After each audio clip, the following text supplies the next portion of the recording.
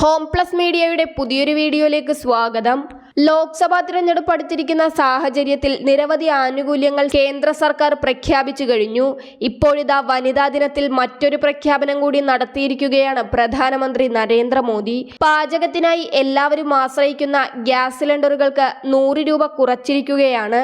ദിനം പ്രതി വർദ്ധിക്കുന്ന ഗ്യാസ് സിലിണ്ടറുകളുടെ വിലയിൽ ജനങ്ങൾ വലഞ്ഞിരിക്കുകയായിരുന്നു. ഗ്യാസ് സിലിണ്ടറുകളുടെ വില 100 രൂപ കുറച്ച നടപടി ജനങ്ങൾക്ക് ഒരാശ്വാസമായിരിക്കും.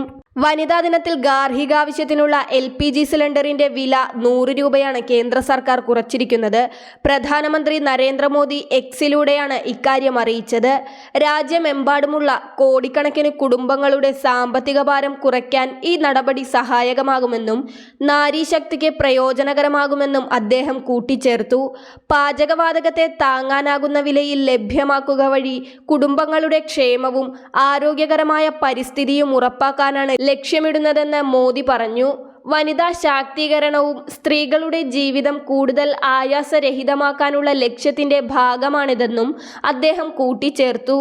അതേസമയം ഉജ്ജ്വൽ യോജന പ്രകാരം വിതരണം ചെയ്യുന്ന പാചകവാതക സിലിണ്ടറുകൾക്കുള്ള സബ്സിഡി 1 വർഷത്തേക്ക് നീട്ടാൻ കേന്ദ്രമന്ത്രിസഭ വ്യാഴാഴ്ച തീരുമാനിച്ചിരുന്നു. 14.2 കിലോഗ്രാം LPG സിലിണ്ടറിനുള്ള 300 രൂപ സബ്സിഡിയായാണ് 2025 മാർച്ച് വരെ നീട്ടാൻ തീരുമാനിച്ചതെന്ന് കേന്ദ്രമന്ത്രി പീയൂഷ് ഗോയൽ വാർത്താ സമ്മേളനത്തിൽ അറിയിച്ചു. കഴിഞ്ഞ ഒക്ടോബറിലാണ് പാവപ്പെട്ടവർക്കായുള്ള ഉജ്ജ്വല യോജന പ്രകാരമുള്ള സിലിണ്ടറുകളുടെ സബ്സിഡി 300 രൂപയാക്കിയത്.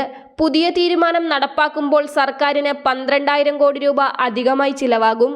10 കോടി കുടുംബങ്ങൾക്ക് ഇതിന്റെ ആനുകൂല്യം ലഭിക്കുമെന്നാണ് കേന്ദ്ര സർക്കാർ അവകാശപ്പെടുന്നത്.